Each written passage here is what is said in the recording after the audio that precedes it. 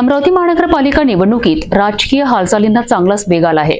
नामांकन अर्ज मागे घेण्याच्या शेवटच्या दिवशी भारतीय जनता पक्षाने मोठा निर्णय घेत 3 प्रभागांमधील आपल्या उमेदवारांची उमेदवारी मागे घेतली आहे।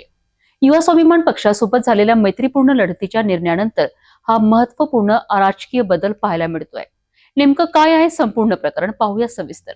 अमरावती महानगरपालिका निवडणुकीच्या पार्श्वभूमीवर 2 जानेवारी नामांकन अर्ज मागे घेण्याचा शेवटचा दिवस होता। याच दरम्यान भारतीय जनता पक्षाने 3 प्रभागांमधनं आपल्या उमेदवारांची अधिकृत उमेदवारी मागे घेतल्याने राजकीय वर्तुळात खळबळ उडाली आहे। या 3ही प्रभागांमध्ये युवा स्वाभिमान पक्षाचे उमेदवार निवडणूक रिंगणात असल्याने भाजपानेही माघार घेतल्याची माहिती समोर आली आहे।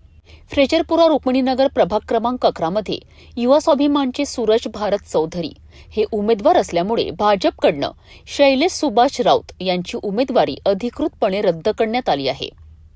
तसेच जुनी वस्ती बडनेरा प्रभाग क्रमांक 21 मधून भाजपाचे गौरव प्रमोदराव बांते यांची उमेदवारी पक्षाकडून हिसकवण्यात आली आहे। याशिवाय गडगडेश्वर रविनगर प्रभाग क्रमांक 17 मधून मृणाल तुषार चौधरी यांची उमेदवारीही भाजपाने रद्द केली आहे। तर या प्रभागातून युवा स्वाभिमानच्या प्रियंका भूषण पाटणे या अधिकृत उमेदवार निवडणूक रिंगणात कायम आहे। पालकमंत्री चंद्रशेखर बावनकुळे यांच्याशी झालेल्या बंदद्वार बैठकीनंतर भारतीय जनता पक्ष आणि युवा स्वाभिमान पक्ष यांच्यात मैत्रीपूर्ण लढत होणार असल्याचे स्पष्ट झालेत। यानंतरच भाजपाने 3 प्रभागांमधनं आपल्या अधिकृत उमेदवारांची उमेदवारी रद्द केली आहे। भाजपाच्या या निर्णयामुळे उमेदवारांमध्ये नाराजी असून या निर्णयामुळे अमरावती महानगरपालिका निवडणुकीतील समीकरणे बदलण्याची शक्यता असून पुढील राजकीय हालचालींकडे सर्वांचे लक्ष लागले आहे। मात्र असं असताना रवी राणा यांनी 41 उमेदवार उभे केले होते। आता किती उमेदवार त्यांनी रवी राणांनी आपले उमेदवार परत घेतलेले आहे, बऱ्यापैकी परत घेतलेले आहे।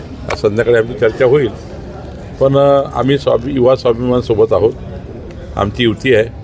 शेवटी बडनेरा त्यांचा मतदारसंघ आहे आणि आमचे 3 उमेदवार आम्ही आज परत एवढ्याकरता घेतले की आम्ही रवी राणा यांना सांगितलं होतं की आम्ही 9 सीट तुम्हाला देऊ, 6 सीट दिल्या होत्या। आज 3 सीट त्यांच्या वाढवून दिल्या, कारण आधीपासून 9 त्यांना द्यायचं ठरलं होतं आणि त्यामुळे 9 आणि बाकी भाजप।